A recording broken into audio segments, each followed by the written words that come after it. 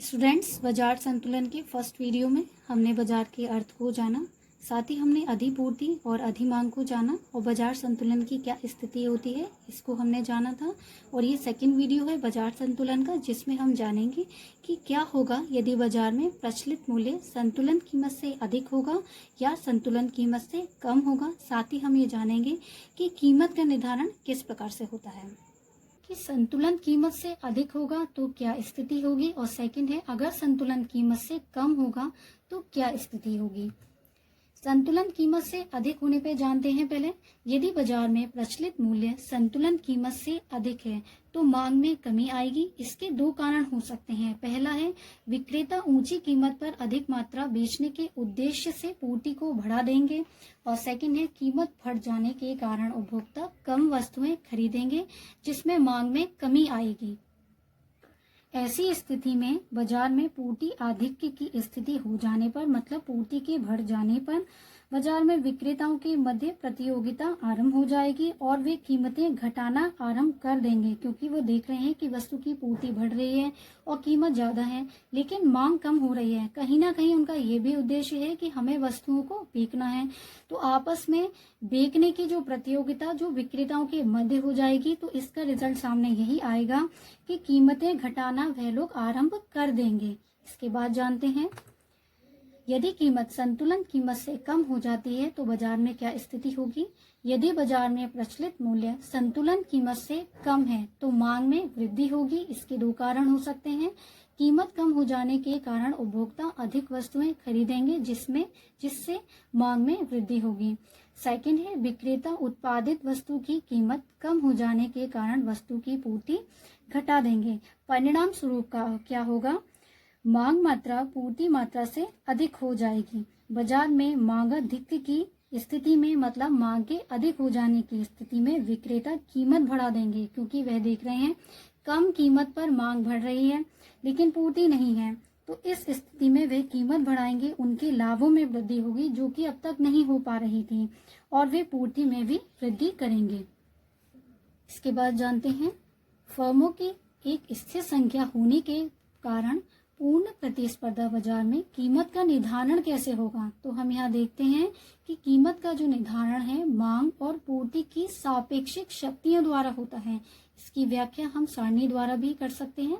और माना किसी बाजार में किसी समयावधि में चावल की विभिन्न कीमतों पर मांग व पूर्ति की मात्राएं इस प्रकार हैं। तालिका के द्वारा समझते हैं। एक तालिका सामने दिखाई गई है। इसमें हम देखते हैं कि फर्स्ट कॉलम में हमने चावल की पूर्ति दिखाई है क्विंटल में, और सेकंड में हमने कीमत दिखाई हुई है चावल की, और थर्ड में हमने चावल की मांग दिखाई हुई है क्विंटल में। तो हम देखते हैं कि जब बाजार में 100 क्विंटल गेहूं उपलब्ध है लेकिन उसकी कीमत कितनी है, 150 रुपए कीमत है प्रति क्विंटल, तो इस पर हम देखें कि बाजार में कितने चावलों की मांग की जा रही है, तो 20 क्विंटल चावलों की मांग की जा रही है।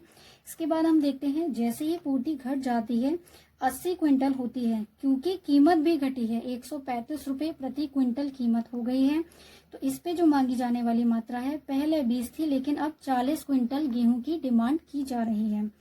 अगर हम थर्ड पर देखें तो 50 क्विंटल पूर्ति है चावल की और कीमत है इस पर 120 रुपए, और इस पे जो मांग की जा रही है चावल की 50 क्विंटल ही की जा रही है। इस टॉपिक पे आप देखें 120 रुपए प्रति क्विंटल पे मांग भी 50 क्विंटल की जा रही है और पूर्ति भी 50 क्विंटल की जा रही है। तो हम कहेंगे जो कीमत निर्धारित होती है वो 120 रुपए निर्धारित होती है, क्योंकि अभी मैंने बताया था कि कीमत निर्धारण मांग और पूर्ति की सापेक्षिक शक्तियों द्वारा होती है। जहां मांग और पूर्ति बराबर हो जाती है वही हम कीमत निर्धारित कर देते हैं।